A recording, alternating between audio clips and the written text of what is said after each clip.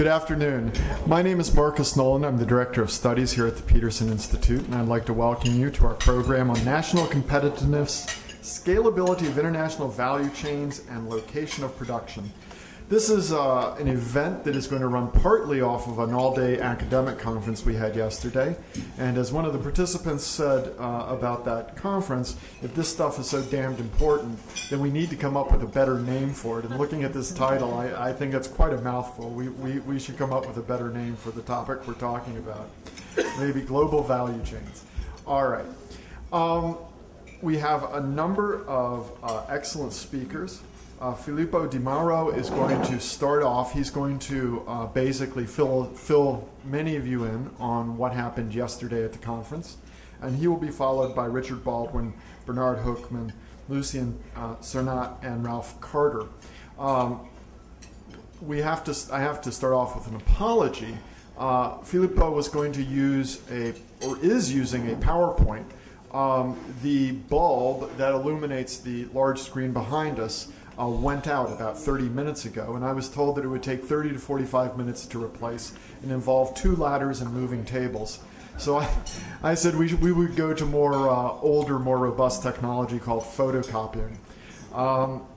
It's interesting. Ralph Carter mentioned to me that yesterday was the 40th anniversary of FedEx, and FedEx got started in part precisely for these sorts of problems. That as computers and IT became more central to the operation of businesses, Fred Smith, the founder of FedEx, understood that when those things went bad, people would be willing to pay money to get replacement parts to their location in a hurry. So I'm not sure if I should blame FedEx for knocking out our light bulb to illustrate this point, but anyway, I think it is an illustration of how important rapid movement of products across space and the notion of value chains is. So with that, I'm going to turn it over to Filippo. I'm not sure if you're going to speak from there or from here. Those in the back can see the PowerPoint off of that screen, and many of you have gotten the copies that are outside in the hallway. Okay. So, good afternoon and bon appetit. Now I'm missing the animation, but I will try to animate the presentation so that you don't fall asleep in these 10 minutes of introduction. I'm Filippo Di Mauro from the European Central Bank. I'm also the chairman of COMPANET, which is a competitiveness research network which encompasses EU central banks as well as a number of international organizations such as the World Bank, which is a co-organizer of this meeting together with the Peterson Institute. So now, as Marcus was mentioning, my scope is actually to fill a gap or to build the bridge between what happened yesterday, was a very interesting, very full of results conference, mostly academic results, and but with a lot of policy implications. So I will bridge the gap between that academic results and news and the policy panel. Why we do so? For an input for the policy panel is also to hear from the policy panel what are the feedbacks, which directions we should take to sort of further and deepen our analysis. Okay, so is the presentation visible there? Yes. Okay. All right, so there are a couple of more complex charts that I will try to, again, as I said, animate, but we'll see how it works. So, first of all, this presentation is, we made it yesterday with Dario Taglioni of the World Bank, and sort of the idea is to kind of give you the sense of what we discussed yesterday. All the papers were extremely relevant, and I will try an effort to really mention some of them. Apologies for the papers that we will not be able to cite, however, for a question of time. What we learned are 4 main messages. First of all, the fact that global value chains implies lots of complex phenomena, And we certainly need new concepts and new measures in order to assess global value chains and their impact for the economy. What we got, this is the good news of yesterday, we got a lot of new measures and new tools that can actually helping us out to fill the gap and understanding better what's going on. Now, that is as far as the tools is concerned, the methodologies. But we got also very important economic results, which are, again, an input for the panel. First is actually a well-known result, but we were confirmed on that. To be a successful exporter, a country needs to be also a successful importer. Export and imports are highly correlated, and looking, or actually even worse, aiming only at exports is actually not sufficient, is actually not good at all. Ultimately, in fact, what we want to have is to generate value added or higher value added for specific activities rather than goods. This is, again, something that was reiterated. It's part of the literature already, but needs to be mentioned again. Are not goods that are important, are the activities that are important. The third result is the fact that when we are talking about success, in general, we are talking about manufacturing success, goods. Now, the conference has reiterated that there is a very high service component, even in the statistics of manufacturing. And considering them separately, so services separated from goods, is actually hard to defend anymore. Fourth result is coming out of this set of issues that I just mentioned, is that traditional trade policy and employment policies need to really be revisited and certainly lose its effectiveness the way we saw it and thought about before. What I will do is just offer you one chart or one and a half for each of these four topics, so we'll be very brief. First, let's start with the chart that actually needs animation, but let's see what you see in your printout. I think is sounds like complicated, but because the reality is complicated. But let me help you out with this chart, which I'm borrowing from Sébastien Miroudot of the OECD. Thank you, Sébastien. So let's start with a concrete example. Let's imagine that we have a Porsche car assembled and sold in and out Germany, which is point 1 in the chart. Now, it will have some parts that are being produced by a supplier which is in China. Say, that is number 4 in the chart. These suppliers will in turn use inputs of other producers in East Asia, and at the same time using inputs that are directly imported from Latin America, number 2, and Africa, number 3.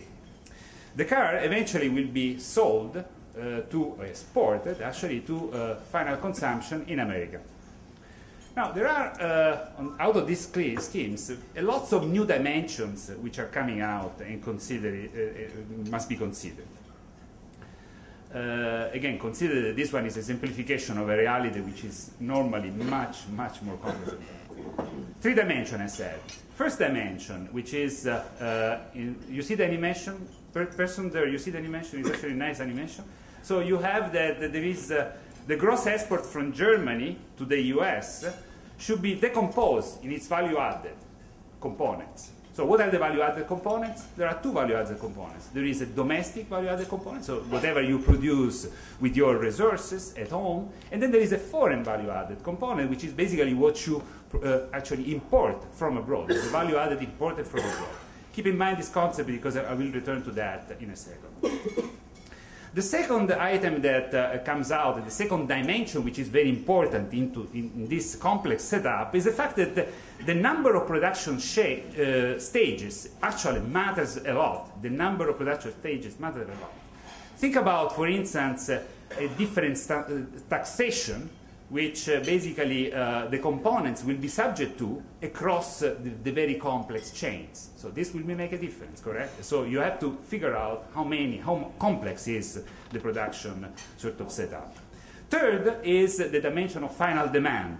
So that is to say, the position of the country, which is, in the academic literature, is mentioned more upstream or downstream. So the position of the country with respect to its final demand is actually very important and must be actually taken into account.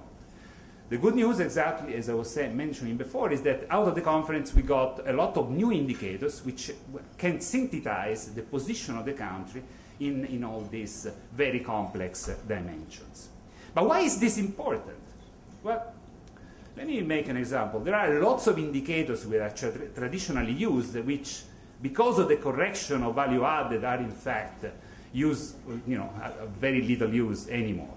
The first is the very famous revealed comparative advantage. What is the revealed comparative advantage? Is basically the sectoral specialization revealed by sector and by country. So a country has a revealed comparative advantage when its export in that sector is larger than the world average export on that sector. So now what happens is that if you measure sectoral specialization using sort of a gross export versus a value-added measure, you have actually very, very different results. This is what you have on the left. You cannot read it so much on the screen, but trust me what it is. I'll tell you, on the left-hand side of that chart, there is this sector, electronic equipment. You see is in yellow marked. Indonesia, if you look at in gross terms, will be very high in the scale, will be very competitive in that sector. And Peru very low down the list. Now, if you basically convert into a value-added definition, you see that basically the difference in position vanished at all. So very important to make the difference if you measure in gross terms or in value-added terms. And why is important? Because, of course, in policy terms, all the time we are subject to someone saying, oh, the country is specialized in and so what. Well, what are we talking about? What measure are we using? This is very important to assess beforehand. Now, second lesson. I was mentioning that together with export, it is important to be a good importer. Now, this message is actually consistent across all the databases which we have been considered and presented during the conference. I mentioned here data coming from the YIOD, which is one produced by a Vienna Institute and other associates. On the left-hand side, what you see is that it shows for Europe the evolution of foreign value added, which I mentioned before, is basically the imported value added, between 2000, these are the black points, and 2011, the bubble, empty bubble. Now, what you see is that despite a dip during the financial crisis, the foreign value added in export, so again, the imported value added, is high and rising. This is in Europe, which confirm, therefore, that there is a lot of value added being important, and therefore also that gross exports per se are less and less relevant as a measure of of effectiveness or competitiveness of a country. Now, on the right-hand side, you have, however, is that this increase in import is actually a good news. It's not bad news, as someone could argue. Because, and here I borrow from a concept, very interesting concept developed by Timmer, Loss, Sterer, and De Vries. They have been basically building an indicator which is called the GVC income. What it is basically the net income netted from not in gross terms, but in value-added terms. So if we look at the evolution of the regional share of this global GVC income, you see that actually for Europe, the things are going rather well. From 1995 to 2011, in fact, Europe has broadly this is, I think you don't have in color, but you can identify Europe, correct? Is on top is with a square. You have that Europe is basically holding that share of the GVC income. At the same time, you notice that China is actually gaining a lot versus East Asia losing a lot. But what is the bottom line here? The bottom line is that despite all these revolutionary events which are taking place in terms of delocalization and production, very complex value chains, Europe has been able to really, via restructuring of industry, sort of to keep up the share of global value income. Okay, so let me turn to the third message, which are coming from the conference.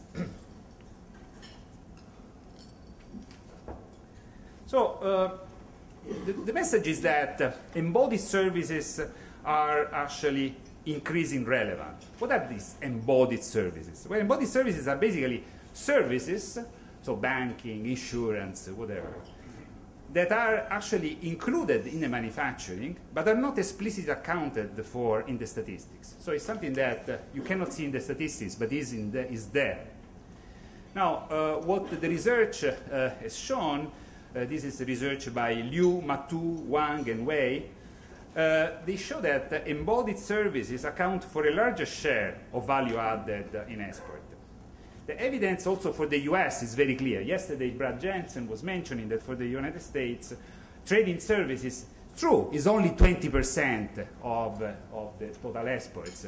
But if you measure actually the effective service content of the manufacturing export, you are right to a much higher figure, 50%. So 20% is what the statistics will tell us, but 50% is what effectively is incorporated into the trading, sort of in the export. So now, what is important also is that services also account for an increasing sort of share in employment. This is very important. There is a table on the right that is drawn from Timmer, Loss, Sterer, and De Vries using YIOD data that shows that between the evolution of manufacturing and service employment from 1995 to 2008. There are two results which are really worth mentioning here. Look at Germany. Okay, you see that manufacturing job losses were very high in Germany, in fact. In that period, you see the number 666,000, 600,000 people were actually out of job. But now, it's interesting is that if you look at the services, you can see that the increase in number of jobs in services actually overcompensated that loss in manufacturing jobs, actually doubled that amount. While instead, if you look at United Kingdom, I don't know how many UK are here, but bad news, because both manufacturing as well as services were actually losing jobs because of globalization issues. Now, the conclusion is that, therefore, that many services activities are embodied and are traded indirectly via the manufacturing trade. And the second conclusion is that, of course, the distinction between goods and services can at this point be a statistical artifact, which certainly will need a serious reconsideration. Let me go to the fourth and final slide, point, and the last slide, which is the impact on the implication of all this complex setup for trade policy. We learned at least 3 lessons from the conference. First lesson, of course, a standard trade policy, that is to say, informal tariff preference, may still play an important role, as shown by Edward and Lawrence. But also here, global value chains matter and make the results more ambiguous. In fact, what could happen is that this tariff preference, they may lock countries into low value-added activities, that is to say, processing activities. Second message, trade barriers actually accumulate along the global value chain, as you could guess. So the more the value chain, the more you have complex, actually, sort of items accumulating on top, particularly trade barriers, which makes even more important to view international production structure in their entirety. And that's basically the work of Falli and Hilberry, which are going to told us much more how to identify all this complex interaction along the value chain. Third and final message, which I also kind of mentioned before somehow, is that, well, we have, in terms of employment, low-skilled employment remain under pressure because of the offshoring, but offshoring per se has an overall positive impact on employment due to scale effect. Basically, what happened is that because of the pie, someone was mentioning yesterday, is actually growing, this overcompensates the losses in the firms and the activities which are actually disappearing, and rightly so, actually, because of. So at the end of the day, what this brings us is a policy conclusion that, of course, I put to the attention of the panel for discussion, is that, well, what's the role of protectionist policies? So obviously, the old protectionist policy may be self-defeating against this background. But thank you very much for your attention. Thank you.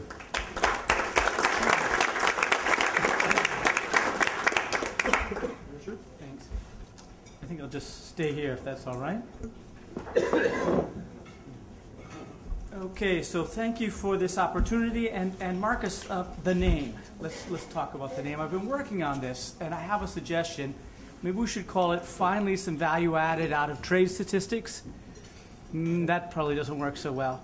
But I think maybe we should call it the GVC revolution.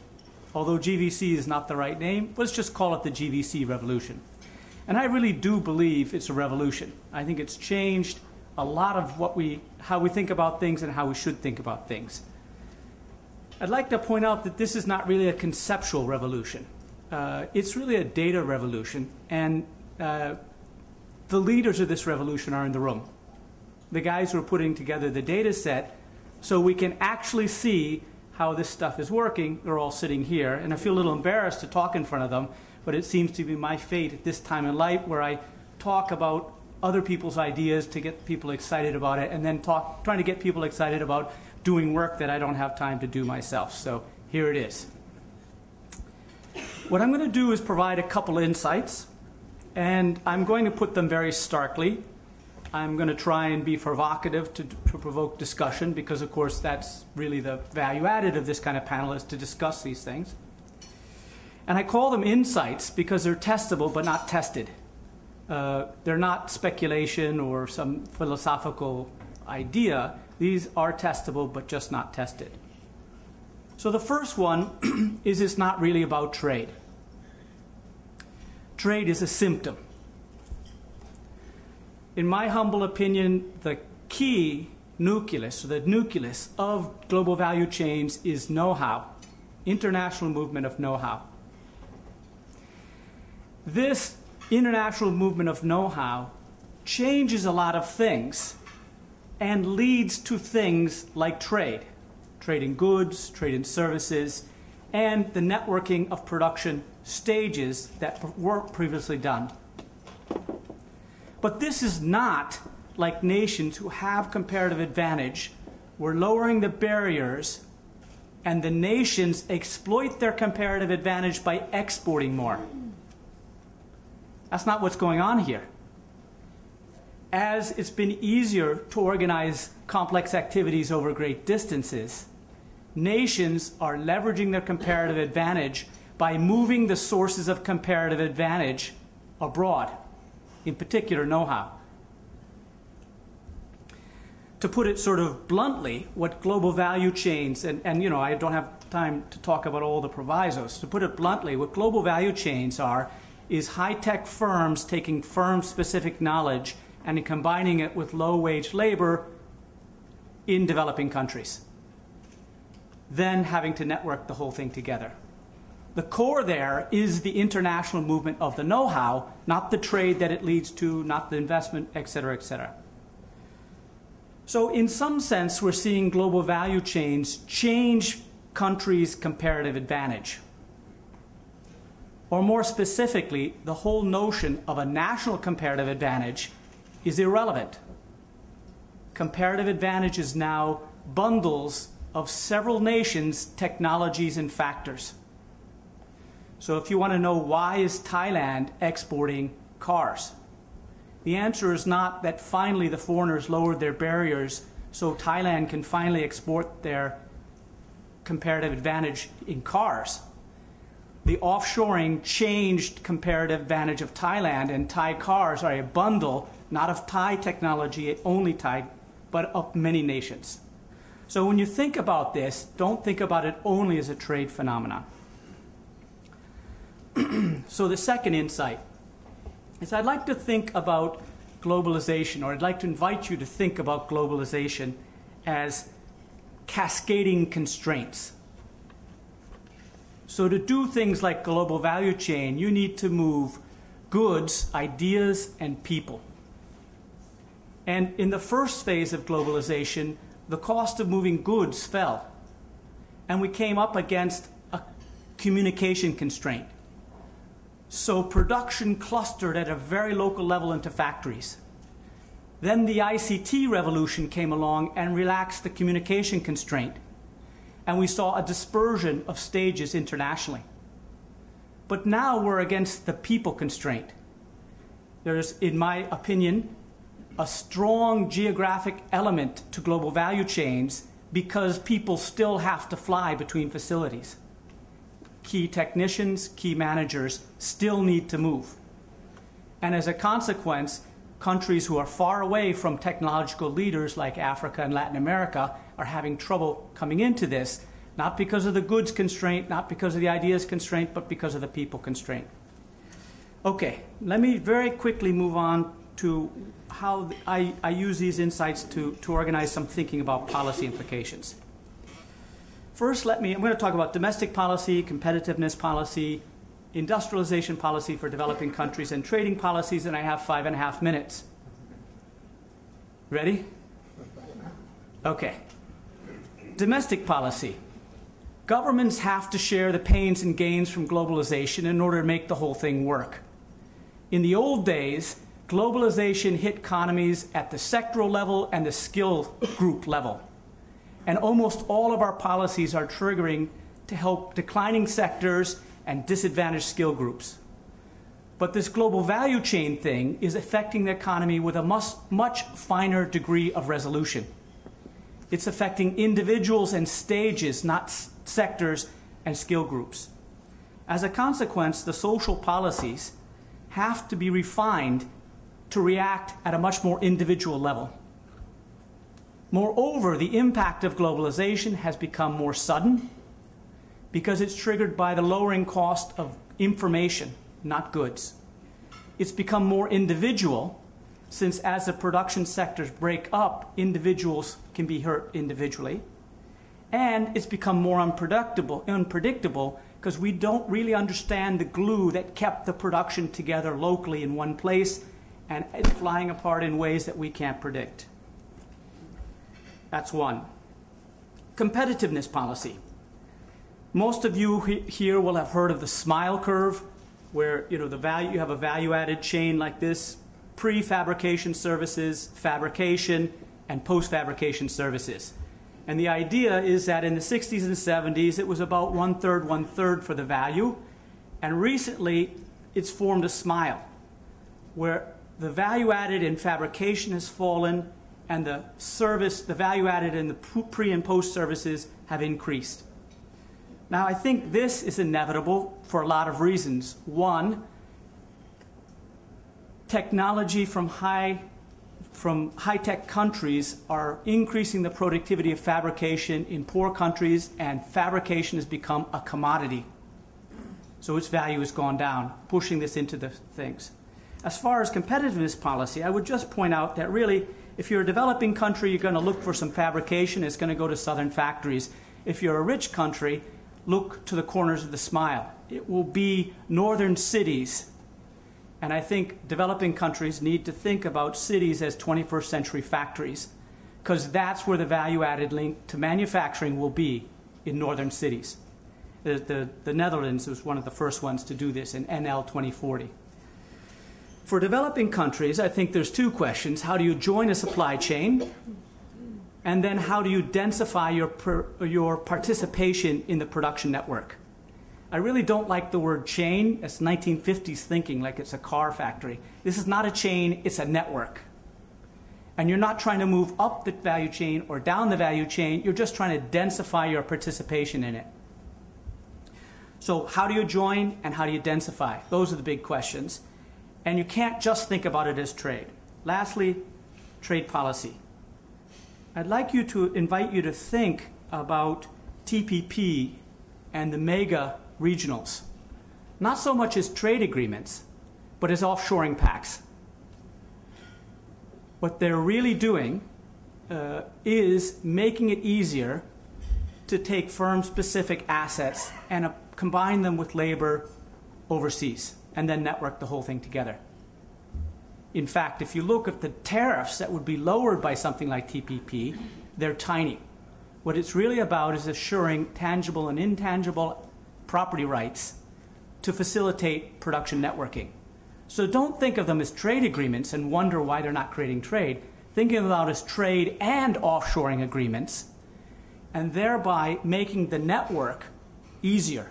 So bilateralism is fine for some of this stuff, but you'd really like to have the whole network so your production network can go across the nodes. So TPP will help knit together that. Oops, there's my time. So let me just circle back and say global value change is not really a trade phenomenon. Trade is a symptom, not the cause or the main implication. The WTO is still mostly about trade. And that's why almost none of this stuff is being done in the WTO and will not be done in the WTO until the WTO can move on to these other types of disciplines which are necessary to underpin supply chains. I'll stop right there.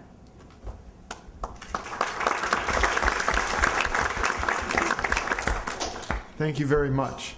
Hard act to follow. Bernard? My lot in life. Okay, I'm going to put on my World Bank hat, even though I've left the World Bank and I'm now joined Richard in the academic life.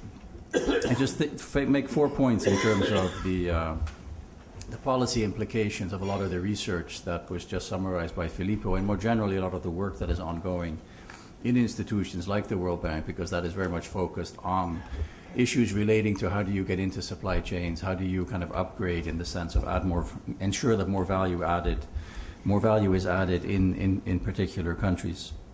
And I think the first point is that there's a huge number of policies that could potentially have an impact on the efficiency of the supply networks, chains, whatever we call them, and I agree with everybody around this table and those who were here yesterday who said, we really need to have one nice word which captures all of this. But though, one big policy question then is, okay, if we have lots of different measures that are being taken by governments, but we also have lots of kind of natural factors that impede the operation of these types of value chains in terms of how they are located, how efficient they operate, how do you disentangle all of that and identify what some of the key policy issues are in terms of what you need to do as a government or what you need to do in terms of you're an industry association? How do you do that? And I think what's coming out of the research, a lot of, we had a lot of research presented yesterday, but I think there's been a lot of work on this over the last few years. And one of the things that comes back again and again is, given that a lot of the value is embedded in services, you really need to think way beyond kind of traditional trade policies to focus on how policy affects the efficiency of the operation of services markets in countries. And secondly, and related to this, what comes back again and again and again and again, what really matters are trade costs. Right, so you really need to bring down trade costs and operating costs in countries, and that's of course something that governments are very much aware of and have been pursuing for a long time under the heading of improving the investment climate, the business environment, and so forth. But I think what the supply chain literature is telling us, we really need to kind of focus on the bundle of those activities that have the biggest impact on these trade and operating costs, because those are the ones that really affect the design of supply chains and essentially lock out lots of countries from being able to participate in these chains. Now, I think a first order question from a policy perspective is, does this actually matter? And I think here again, this is not something that there was a lot of discussion of yesterday, because yesterday was really trying to unpack how these supply chains work and how much value is created where. But if you step back, and there's also been quite a bit of research trying to put some numbers on, okay, so how much would countries actually gain by seriously tackling these trade and transactions costs which impede the efficient operation of these supply chains? The result is that the numbers are very big, right? So if we kind of do a counterfactual experiment of what would happen if we get rid of all remaining tariffs around the world, you get a result on the order of, well, that might increase global GDP by 1%, so there are efficiency gains associated with that. But if we can actually bring these trade costs down significantly, the income gains associated with that are going to be an order of magnitude bigger than what would be achieved by just focusing on traditional types of trade barriers. And that, of course, then translates into job creation, which again was discussed quite a bit yesterday, because at the end of the day, what we care about, of course, jobs. So point one, it really does matter. There are big potential payoffs associated with having a situation where supply chains operate a lot more efficiently. Second point is, again, this multitude of policies, and I think that makes it hard, right? So in contrast to advising a government, well, you know, maybe we should reduce the dispersion of all of your tariffs and reduce the number of exemptions and so forth, which is pretty straightforward policy advice. If we're talking about how do you actually get those trade costs down in the supply chain context, because so many policies could potentially have a bearing, it's quite difficult to actually identify what the priorities are. So I think here, and to piggyback on a report that the World Bank did with the World Economic Forum and Bain and Company a few months ago, one of the conclusions that comes out of that report and that analysis is you really need to do much more to kind of sit around the table with the business community to identify what those binding constraints actually are.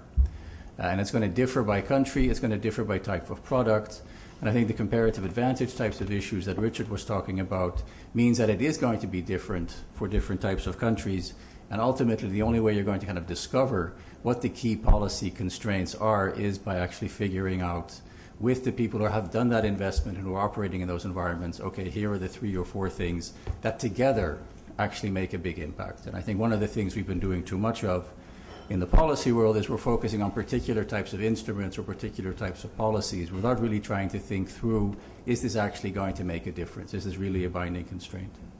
So I think that's this notion that we need to do much more in the way of actually learning from people who are involved in the operation of these chains is something that from a policy perspective is very important. Then, of course, there's a whole issue of how do you actually do that, which I'm not going to get into. That's obviously a complicated process in itself, but I think the main point is we need to kind of pay more attention to that in terms of identifying where we devote scarce resources. Third point is some implications from a policy point of view for trade agreements and trade negotiations.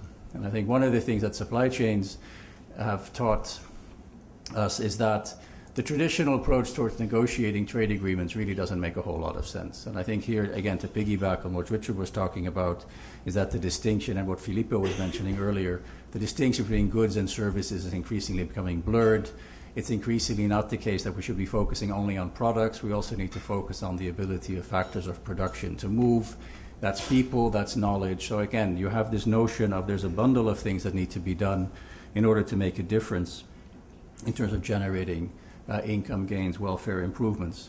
So one way, again, to paraphrase the report that we worked on, of doing that is to really say, okay, we need to take this notion of thinking supply chain and also apply it to the way we negotiate trade agreements. And again, that's something which I think is beginning to be done. Some of the people in the room are much more involved in this and know much more about it than I do in terms of what might be going on in the TPP context.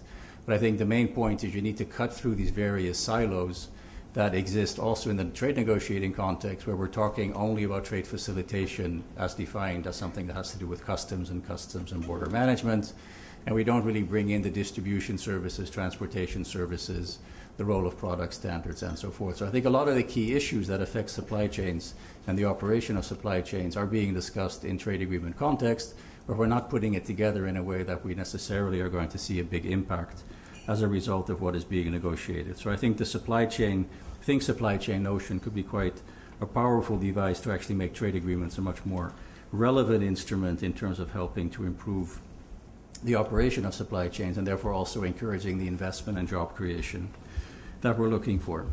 Fourth and final point, and again, Richard mentioned this, Filippo mentioned this, I think there also needs to be much more of a focus on and I think this is something certainly economists like me are guilty of, spending as much time on actually identifying some of the downsides as opposed to just the potential benefits. And there are going to be losers from this process. That was very clear also in some of the papers that were presented yesterday. And I think that is something that analysis really needs to be kind of cognizant of and focus on. And I think there's a whole variety of dimensions here. It's not just workers who might be negatively affected by the ever-expanding network of supply chains, but it's also issues like how can you actually help small firms benefit more from the opportunities that exist as a result of these types of supply chain networks. And again, one of the things that has come out of some of the research and analysis that has been done in this area is that the focus from a policy perspective, tends to be very much on the large firms, on moving containers across borders, whereas in fact, because of technology, it's increasingly feasible for small firms to actually be international and to operate internationally. And again, that's something we need to kind of think more seriously about in terms of how can we address some of the constraints that inhibit and that have a much higher kind of impact on small firms as opposed to large firms. Again, partly because a lot of the employment, of course, that gets created is generated by small firms. Let me stop there.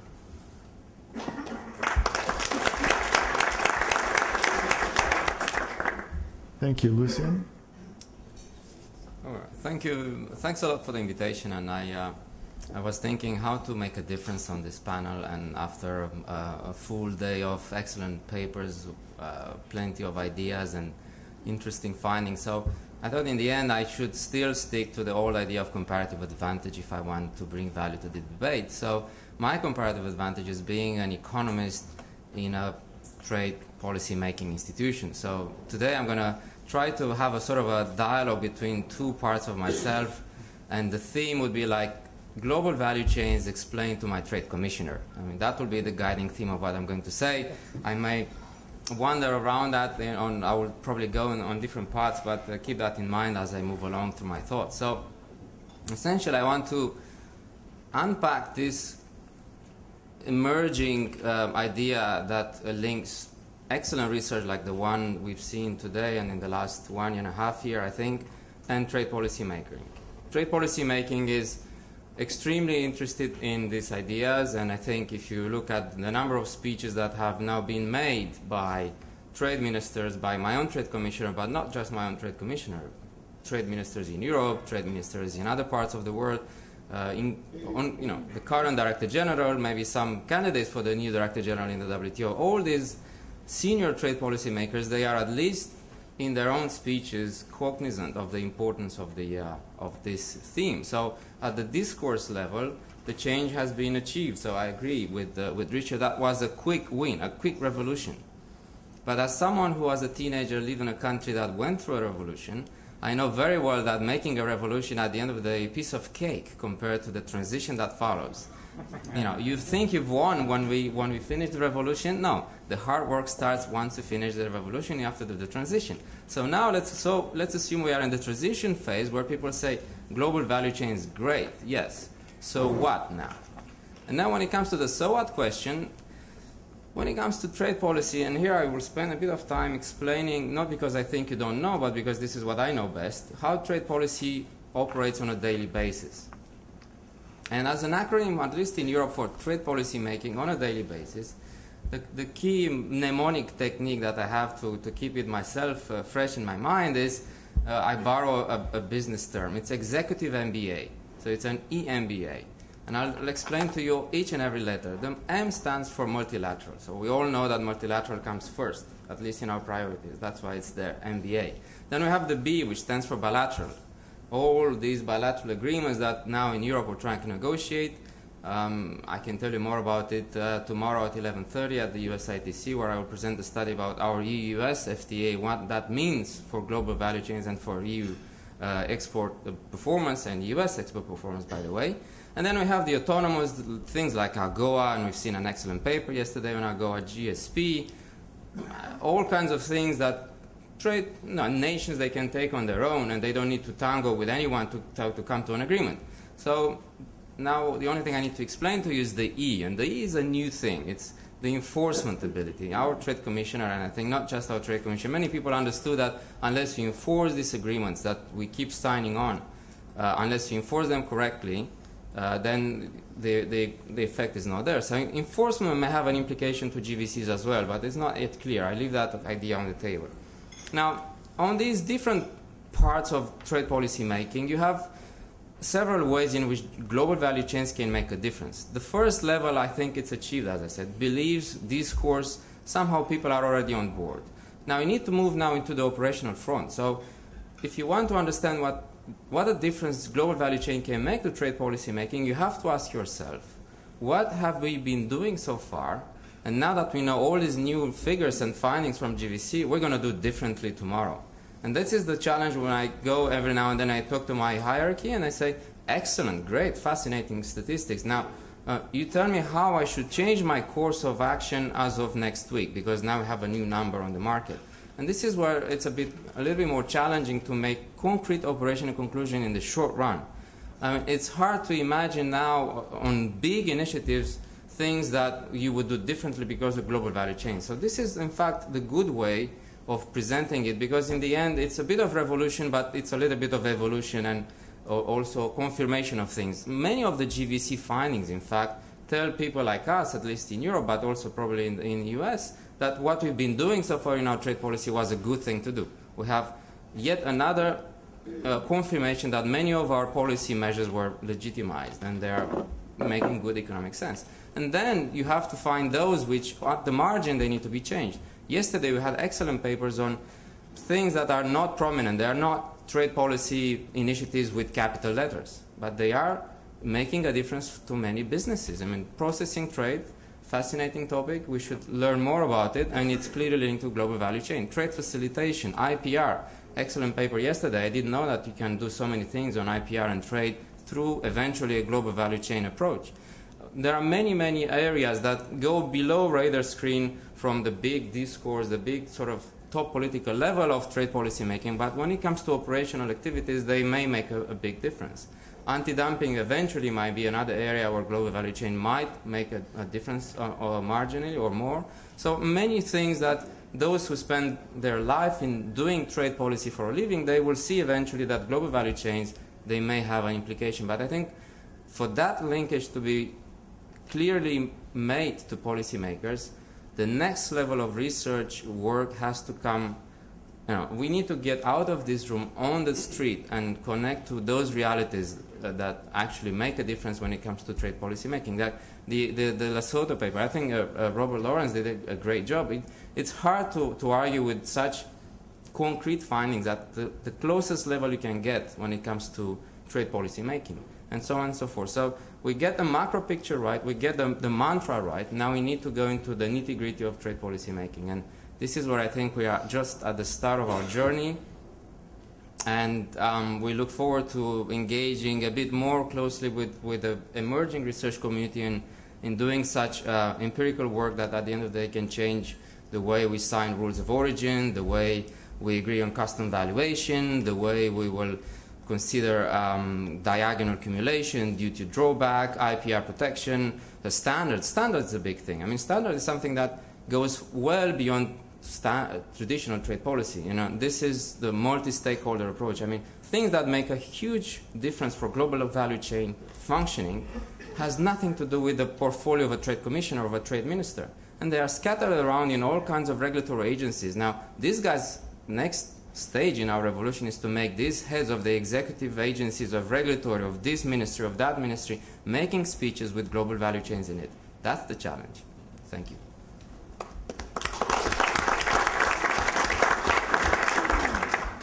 Thank you very much. Well, Ralph, FedEx normally flies around at 38,000 feet, but I think it's time to bring us back to Earth. That was exactly the analogy I was going to use, Marcus. Thank you. We've been at 30,000 feet. I'm probably going to take us down to the sidewalk level. I'll try not to go into the gutter, but I'll try to stay at least at the sidewalk level. It's really a pleasure for me to be up here. I'm usually in the audience here, and I just want to take this opportunity to thank Marcus and everybody at the Peterson Institute, Adam and Fred and Gary and Jeff. And I mean, this institution has done such quality work on trade. It's been so important for companies like us who believe in this and who can take the information that comes out of this organization and go around the world with it. It makes a huge difference to us. I just want to thank everybody for that. And as Bernard as well, same thing for the World Bank. The work that you've been doing on trade facilitation has been outstanding, and it's a huge help to all of us in the industry when we try to make our case around the world for better policies. And I just would echo what Lucian just said. Is one of my messages is, now there is literally a mountain of research and data that shows the benefits of everything we're talking about. The next step is, how do we transition the revolution into policy implementation And, when you look at the state of our trade negotiations, there's room for optimism. On the multilateral front, there's plenty of room for pessimism. We can talk about that a little bit later. But what I thought I would do today is, again, kind of at a very practical level, talk about kind of some of the economic conditions that are out there and their impact on supply chains. We are celebrating our 40th anniversary.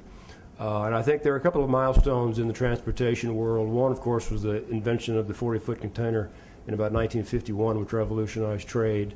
I think the startup of FedEx in 1973, 40 years ago, is another revolution that really did reduce the element of time and distance and enabled the rapid growth of all of these dispersed production and supply chains around the world. We're quite proud of our role in that, and we want to see it continue. What we're seeing today, if you look at the supply chain, the two most important things that shippers and companies look at when they assess the supply chain is reliability and visibility. In terms of reliability, how certain am I that my component part is going to reach my factory floor on the day it's supposed to? Because if it doesn't, that causes problems through my production chain. The second, the visibility. How much information do I have about that shipment? Where is it in the supply chain? When is it coming? And Fred Smith has said for many years that the information about the package is as important as the package itself. And I believe that's only going to continue to be more and more true as we go forward. One thing in terms of as technology has improved and become more ubiquitous, transportation companies like FedEx have been able to provide greater visibility across a broader range of transportation services. It used to be the track and trace was only kind of limited to the very high end. Now we have technology diffusion, RFID, all of these things are available in a lot more modes of transportation. This means that this translates into more flexibility for shippers to choose among a range of transportation options. And sometimes they can go on a slower option. And that's some of what we're seeing in today's economy. If you're a supply chain manager, what you're looking at, there are three things you always look at: your mode cost, your financing cost, and the market conditions. Mode cost is the cost of the different mode, obviously. They start low with ocean and goes higher with road and air and finally express delivery. And all of those mode costs have been increasing over the last several years because of the increase in fuel. The second cost is financing cost, and this really relates to carrying of inventory. How much does it cost me to carry inventory? Well, interest rates have been going down, so the cost of carrying inventory has been going down rather dramatically over the last few years, especially in the United States. The third thing is the market conditions. Is it a high demand market where we're having to produce new goods and roll out new technologies and new products at a rapid clip, or is it a softer market where we're not rolling out as many new products and we're actually selling off older inventory? And if you're in a soft market, like most people think we are now, you're selling off older inventory at lower prices, which again puts pressure on transportation costs, because at a lower price point, the transportation cost is a higher percentage. So what you're seeing is, if you look at all those together, high visibility, high mode cost, low financing cost in a soft market, keeping higher levels of inventory closer to the customer starts to become more efficient than using longer and faster transportation legs. For a couple of examples, whereas in the past, with low fuel costs, you might have more freight coming from Asia on a plane directly to a factory or to retail stores. But now you might see that same freight coming on an ocean liner, but going into a distribution center and staying there for a few days to be distributed at a later point to the final customer or retailer. And in fact, when you make that second leg, that's able to be done on the ground because your distribution center is closer to your customer. So you may not need to fly it on the air. You can fly it on the ground. So again, that's kind of what's happening out there in today's economy. And the question is, what does that do for some of the things that I've been talking about in terms of trade facilitation and customs improvements? Well, I think it makes him that much more important. Reliability in this scenario becomes more important. If my good is not going to arrive in 2 days, but say it's going to arrive in 4 days, that's fine. But if it doesn't arrive in 4 days, I've got a problem again. And in fact, I can't react quickly enough, possibly, because I'm not using FedEx or I'm not using the fast. I'm locked into a slower system. So the reliability is hugely important. And then also the visibility is important. If I know that my shipment is going to be late, I can react. If I don't know, I can't react. The reaction time is down, and so the impact through my supply chain is worsened. So reliability and visibility are crucial to the effective working of supply chains. We've got a long way to go in terms of border management processes and customs modernization. The express industry, we've got a very high-level view of a lot of markets that we do business in. And we've actually aggregated what our experience is in terms of things being held up at customs. And if you look at the top performing 32 countries around the world where we do business, on average, they release 94% of our shipments at the expected time. The bottom 32 release less than 40% of our shipments at the expected time. And in over 50% of the countries where we operate, there's a 1 in 4 chance that our shipment is going to be held up at the border. So that, again, that impacts reliability. If you can't build in a system where you know it's going to arrive on time, you've got to add even more inventory. So the top performers in these countries share certain traits in terms of their approach to border management and customs improvement. They've got their risk-managed or risk-based approach. They don't want to see everything. They use data to determine what they want to look at. They have a high degree of automation. They have a high degree percentage of goods that are pre-cleared. In other words, we're able to send information before the plane gets there. They look at the data. They decide what they want to see. The rest of it moves through quickly. And they have fewer documents that are required. It's more automated. And so all of those things are very common to the high-performing countries. Not surprisingly, our volume in those high-performing trade facilitation countries is higher than it is in the lower-performing countries. And in fact, a company like FedEx, we tend to carry very high value-added goods, iPads, iPods, cell phones, circuit boards, all of these things. So that would indicate when we have a high volume into a country, it shows that there's high value-added economic activity going on in those countries. And the lower performing countries are just going to have a very hard time moving up the value chain because they can't compete with those other countries. If you look at Africa, for instance, I know large U.S. companies that would source more, for instance, apparel from Africa, but they can't get the goods out of the country in time. The infrastructure, the delays at the border prevent Africa from really leveraging its lower labor costs. And so this is a key issue for them if they want to be able to participate in some of these global supply chains.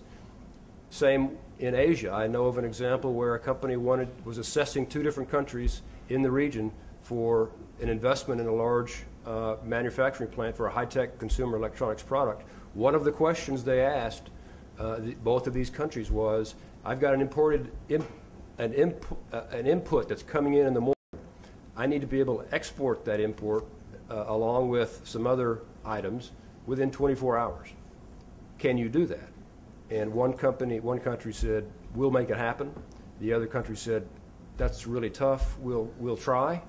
And you can imagine which country got the investment. Now that wasn't the only factor, but it was a factor because they had to bring the stuff in, process it, assemble it, and get it back out. And that was a crucial consideration for them.